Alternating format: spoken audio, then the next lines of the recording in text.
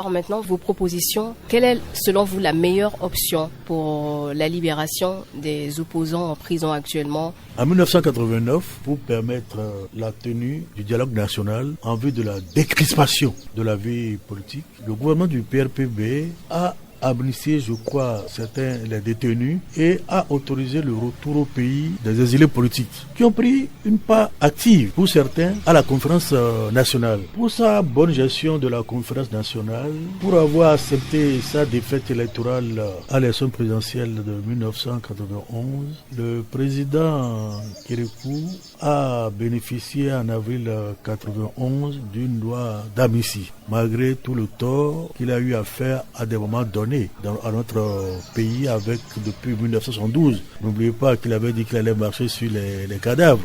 N'oubliez pas un ministre de l'Intérieur qui a été tué dans des circonstances qu'on ne s'explique pas. N'oubliez pas tous ceux qui avaient été emprisonnés à Segbana et autres ou qui ont été contraints à l'exil. Malgré tout cela, il a été sincère dans l'exécution des décisions de la conférence nationale. Il a accepté sa défaite, il a quitté le pouvoir, il a bénéficié d'une amnistie. En démocratie, l'opposition est légitime parce qu'il y a une diversité d'opinions. Est-ce que l'intérêt du Bénin est d'avoir ses fils en prison ou ses fils en exil?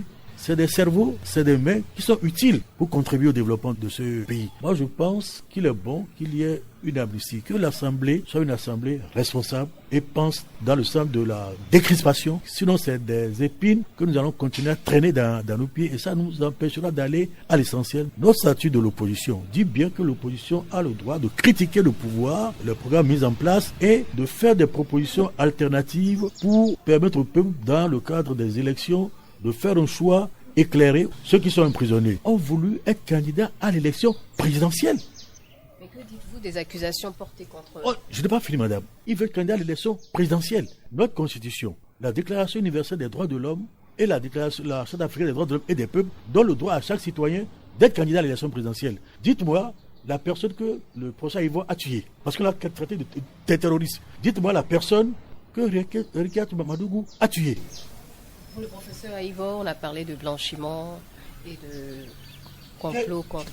Quel agent de blanchiment? On a vu des hommes politiques ici avouer avoir reçu 400 millions d'un homme politique qui reconnaît lui-même à l'époque qu'il investissait pour contrôler certains acteurs politiques et c'est cela qui a entraîné ces différends avec un certain président en fonction. Est-ce qu'on l'a poursuivi pour cela? C'est celui qui a reçu l'argent qu'il a dit. Quand on prend de blanchiment de l'argent, généralement, ça reçoit de l'argent pour commettre des crimes. Être candidat à l'élection présidentielle, pour moi, n'est pas un crime.